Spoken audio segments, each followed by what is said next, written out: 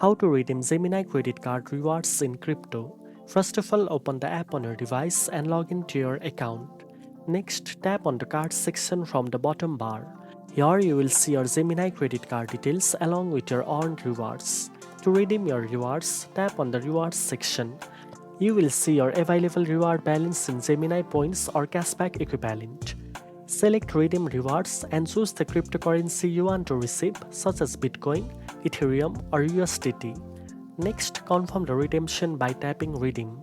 Gemini will instantly convert your rewards into the selected cryptocurrency and deposit it directly into your Gemini account wallet. You can now view your redeemed crypto in your wallet and use it for trading, holding, or transferring. Redeeming rewards regularly allows you to maximize your benefits and grow your crypto portfolio effortlessly.